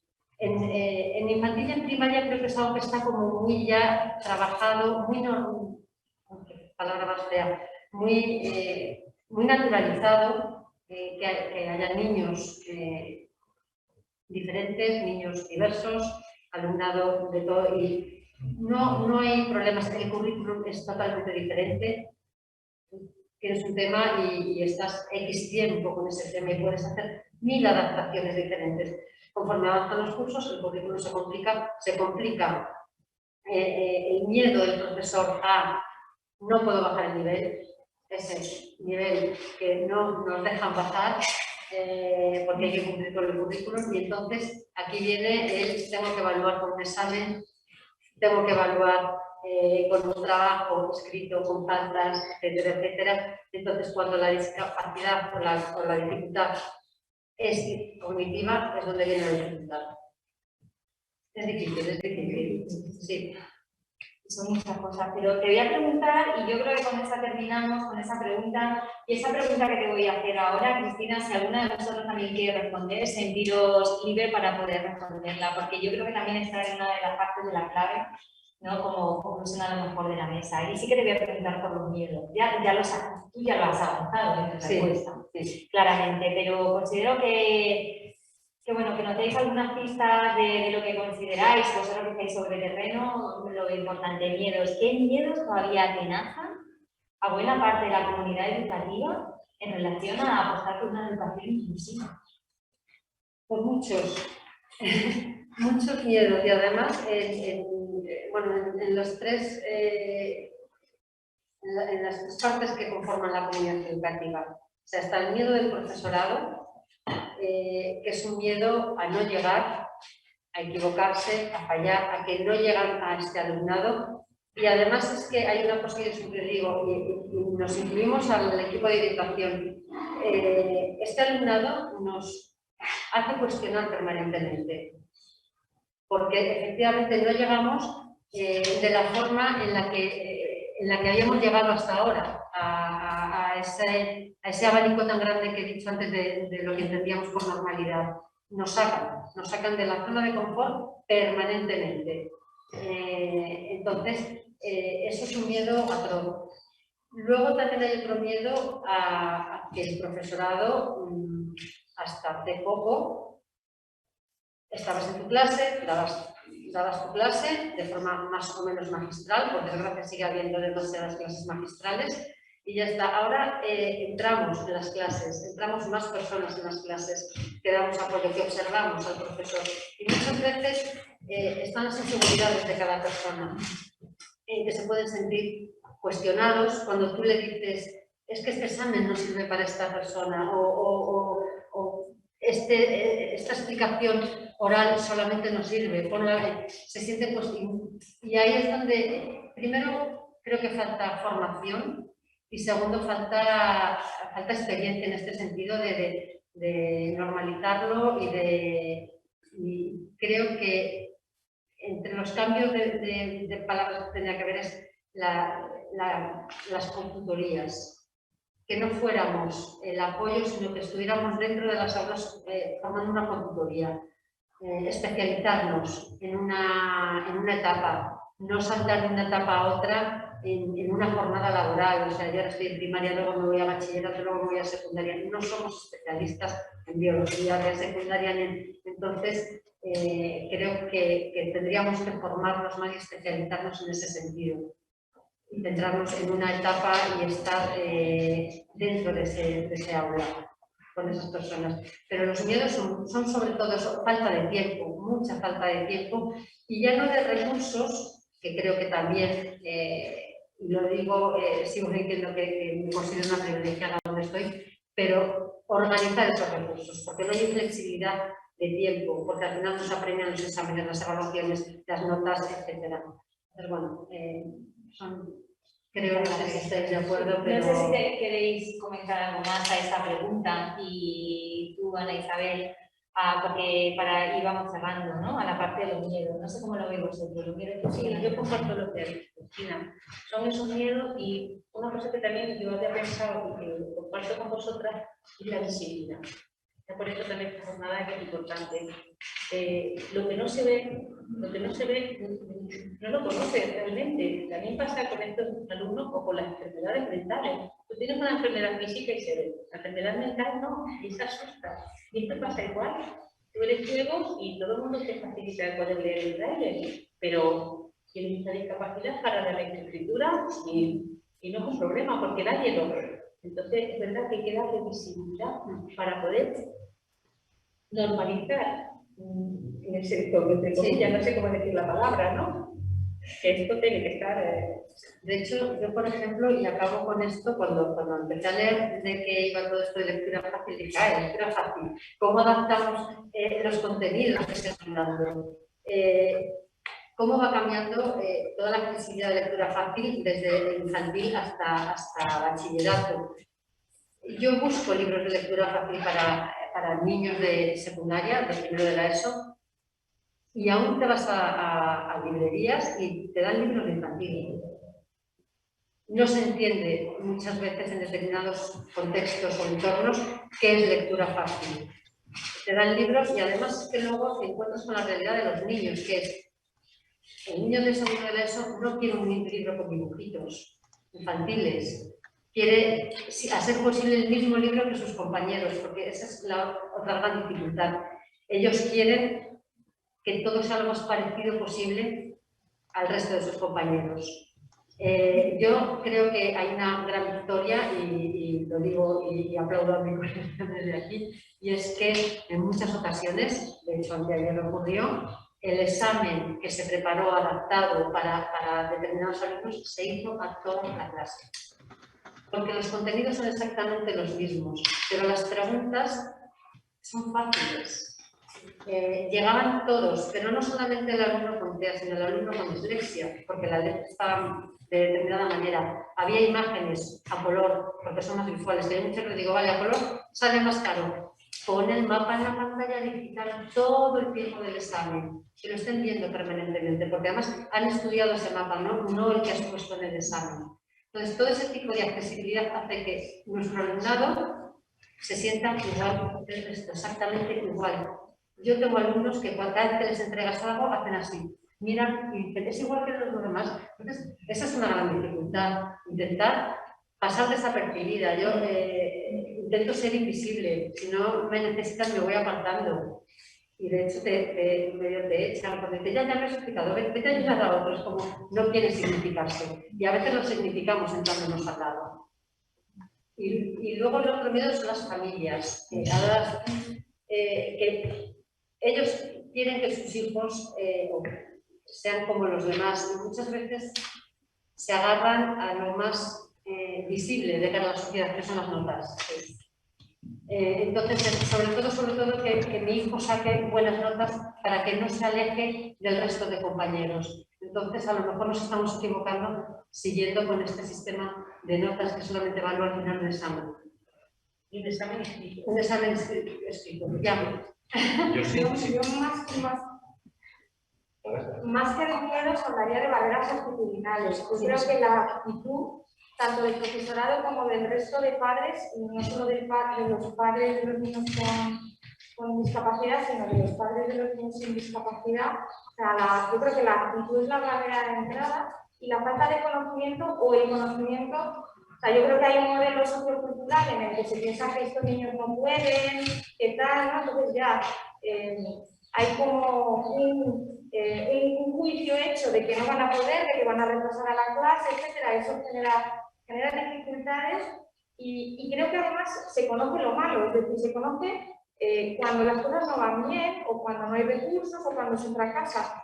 Pero hay estudios ya que hablan que la educación inclusiva, entendida como presencia, participación y progreso, beneficia a los niños con discapacidad, pero beneficia también a los niños sin discapacidad, académicamente, y entonces genera una serie de competencias.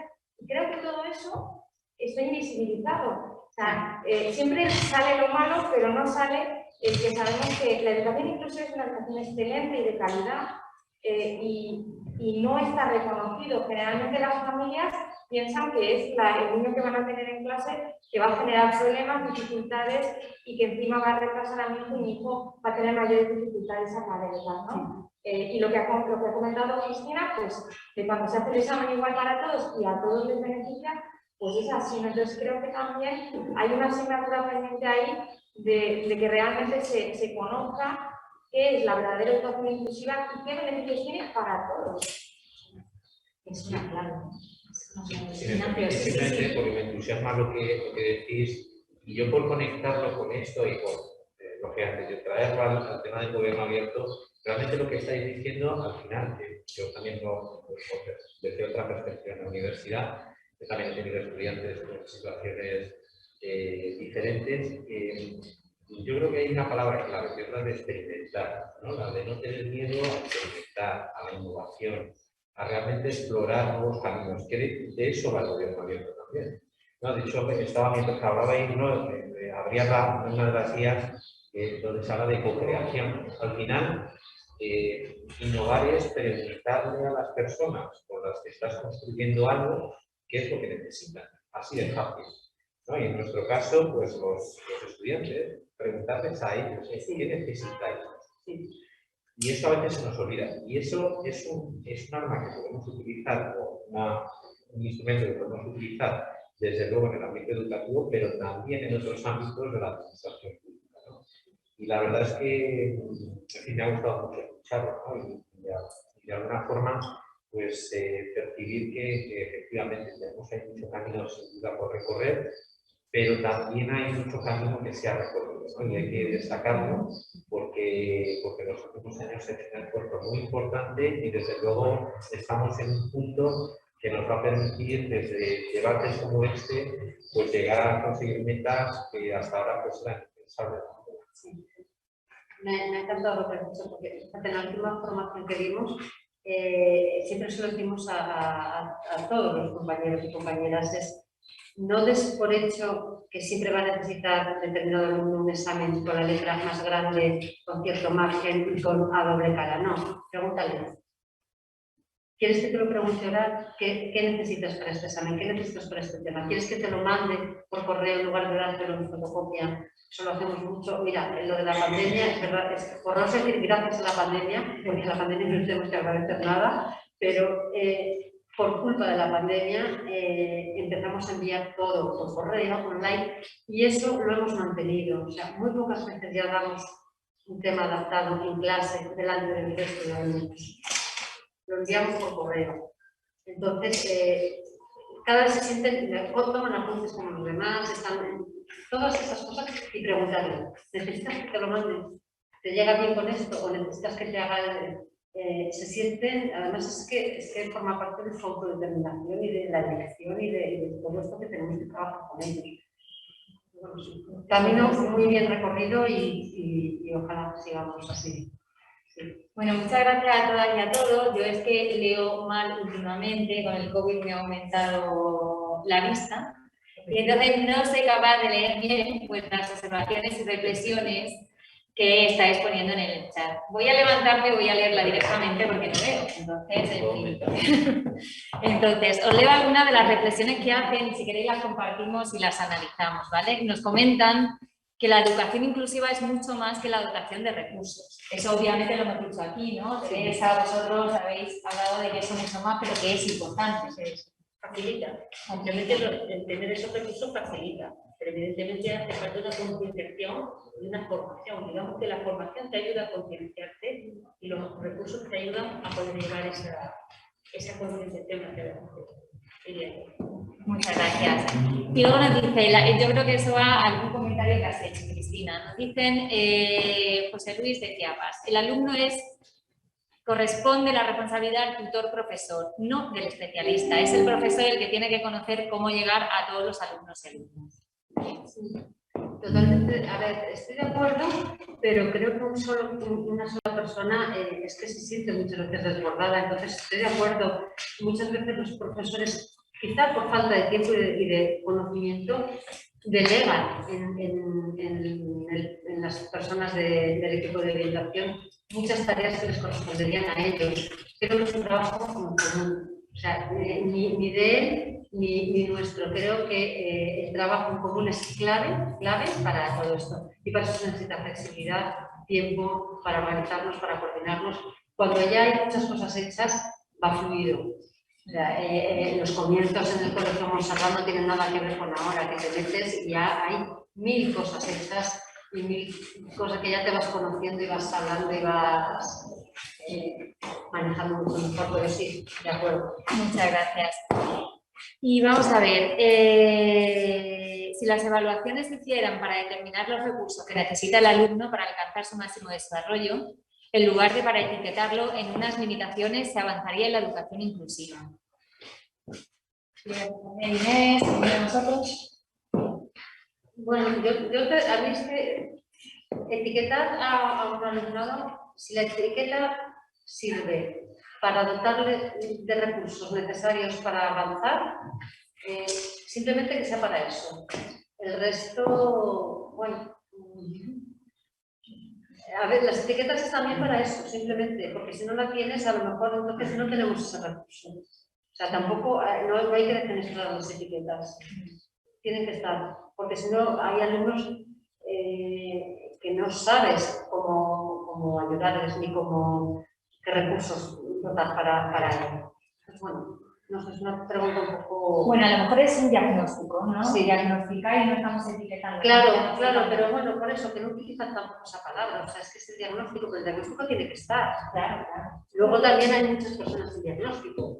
Creo que se refieren también más al enfoque basado en el déficit, es decir, qué le falta a este alumno, qué es lo que no funciona y que al final puede determinar un tipo u otro de escolarización, ¿no? Y yo creo que es más lo que está comentando Cristina, que al final el diagnóstico o algunas cuestiones tienen que servir para determinar qué apoyo necesita ese alumno o qué necesita el alumno para poder estar escolarizado en igualdad de condiciones con los demás, ¿no? Y nos olvidamos porque el niño es mucho más que el diagnóstico, que la etiqueta, sino el niño es el niño con eso y con todo un montón de cosas más que pueden ser, cosas positivas que ayudan a que esté bien escolarizado o cosas negativas, por ejemplo, del entorno social o familiar que tenemos que compensar, ¿no? Y al final tiene que ser un todo, ¿no? Y yo creo que va más referido a eso. Bueno, pues muchas gracias. Voy a terminar con os voy a preguntar, simplemente os voy a pedir un titular a cada una de vosotras, un flash, y también a vosotros, los que estáis ahí, si queréis responder a la pregunta que voy a hacer a los ponentes, y a ti, Ana Isabel, que estás ahí y que te tenemos como más abandonada, porque como tenemos aquí a los ponentes en presencial, que ya es tan raro, siempre antes era todo online, ya es un gusto por lo menos ver las caras y tenerlo, y a ti te tenemos online un poco abandonada, pero tú también participas de esta pregunta que voy a hacer, ¿vale? Yo lo que quiero preguntaros es el final, después de todo lo que hemos debatido. Os voy a preguntar, es muy fácil por los retos, os voy a preguntar por los retos. Os voy a preguntar que me digáis en una frase, en nada, en un verbo, en una palabra, cuáles son los retos que quedan todavía para conseguir una educación inclusiva y así lograr una democracia plena. No nos traíamos preparados, ¿eh? No, esto no lo traían preparado, pero esto se lo pido yo ahora de manera espontánea. Así que Ignacio, dinos. No, yo ya me he pensado que era lo que tenemos últimamente, que era algo así como visibilidad para los aprendizajes diferentes. Pues visibilidad. Ignacio. Pues yo diría lo que comentaba antes, innovar y experimentar. Visibilidad, innovación y experimentar. ¿Y tú, Ana Isabel? Para mí, sin duda, derecho a entender. Derecho a entender. Inés. No lo sé. Yo creo que sobre todo hay que trabajar el cambio social y el valor que aportan las personas con discapacidad a la sociedad, que es algo que nos está valorando. Cambio social y el valor. ¿Y Cristina? Todas. Cristina suma todas. Yo sumo todas y me quedo fenomenal. Derecho a la educación, totalmente. Y una frase que dijo una vez Echeita en unas jornadas que me encantó cuando empezó a hablar de inclusión, que dijo: no podemos convertir a la inclusión en la organización de la exclusión. Me encanta esa frase, porque, a ver, pero bueno, ya se van rompiendo esas barreras. Entonces, sí. Bueno, pues aquí terminamos. Muchísimas gracias a todas las ponentes y los ponentes. No sé si algunos habéis querido terminar y compartir con nosotros también vuestro titular. No veo por aquí, pero bueno, os seguiremos. Muchas gracias a todos y esperamos haber dado un pequeño avance, por lo menos en visibilidad, que creo que al final es un paso importante actos como este. Muchas gracias. Y damos paso a continuación. Dará paso a la clausura el director general de Gobernanza Pública, Olivier Bayón. Muchas gracias.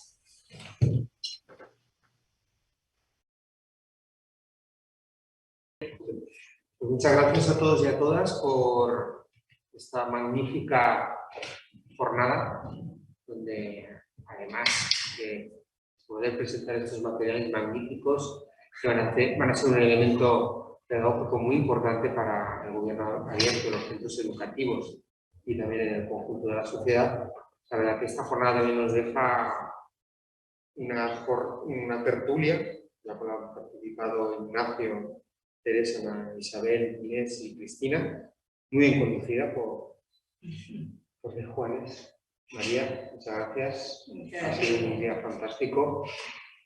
Y yo solo quería, para clausurar, ya que vamos muy pasados de tiempo, como se diría informalmente, recordar que en esta semana de la Administración Abierta hemos tenido la oportunidad de empezar el lunes con un acto muy simbólico en el Congreso de los Diputados, donde pudimos reunir a la presidenta del Congreso, a la presidenta del Senado, también al presidente del Consejo General del Poder Judicial y también al ministro de Política Territorial y Función Pública. Y digo esto porque una cosa que me sorprendió mucho en todos los discursos es que, aparte de hablar de transparencia, participación y rendición de cuentas como los valores que presiden el gobierno abierto, hubo una palabra que destacó sobre todas y fue la palabra abierto. Antes lo decía Ana Isabel Beltrán, desde Zaragoza, a través de esta maravilla de la tecnología que nos permite a veces teletransportarnos. Y es que cuando se habló de datos abiertos, cuando se hablaba de gobierno abierto, no se estaba hablando de tecnología, no se estaba hablando de datos, no se estaba hablando de aplicaciones informáticas, sino se estaba hablando de una nueva cultura de gobierno, una nueva cultura de innovación y sobre todo de caminar hacia una nueva administración pública. Concretamente, el martes tuvimos la oportunidad también en esta semana de la Administración Abierta de poder hacer una jornada dedicada a los municipios, otro elemento clave importante para evolucionar en el gobierno abierto. Y en esta jornada dedicada a los municipios, en la Federación Española de Municipios y Provincias, pudimos ver muchas experiencias que se están llevando a cabo desde la base de los municipios, pequeños, grandes y también medianos, y cómo estos trabajan en red para hacer día a día unos gobiernos más abiertos y más transparentes. Y ayer estuvimos precisamente en Sevilla presentando el plan de gobierno abierto a las delegaciones y subdelegaciones del gobierno de toda España, que van a ser un elemento muy estratégico para poder desplegar este cuarto plan en todo el territorio.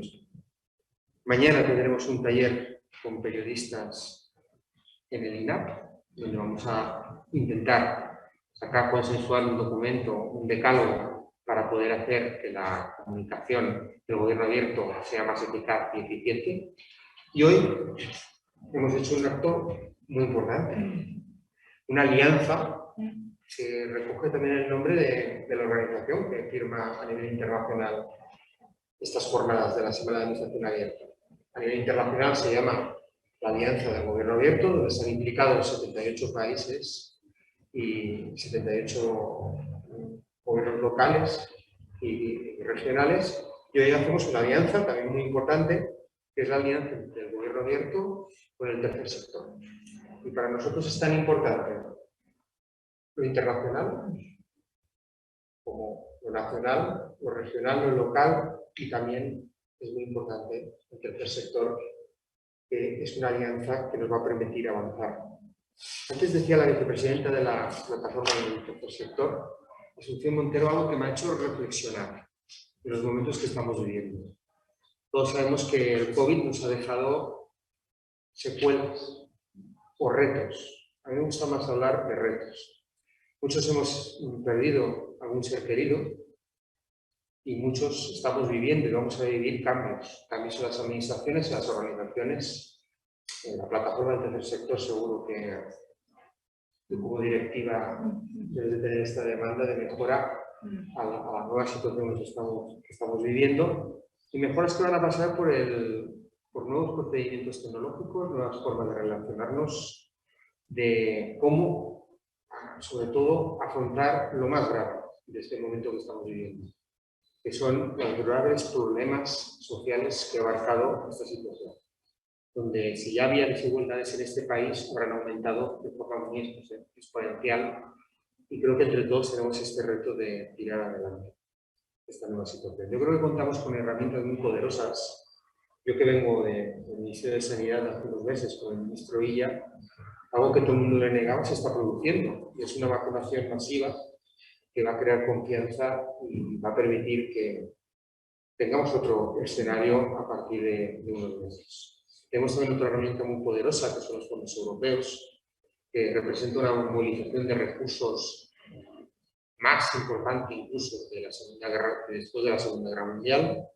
Pero yo creo que el trasfondo de toda esta nueva situación, yo creo que nuestra plataforma seguro que coincidimos 100%, es que se ha puesto en valor lo público. Cuando las cosas salen mal, cuando las cosas se ponen muy feas, cuando necesitas a alguien, lo público está ahí, siempre está ahí. Y yo creo que esto es importante. Y lo ligo un poco con el gobierno abierto. Detrás de lo público están los valores del gobierno abierto, que son la transparencia, la participación y la confianza. Y van seguidos en este orden y juntos. No hay transparencia si no hay participación, no hay participación si no hay confianza. Y esto es un triángulo mágico con el cual tenemos que trabajar y nos sentimos muy orgullosos.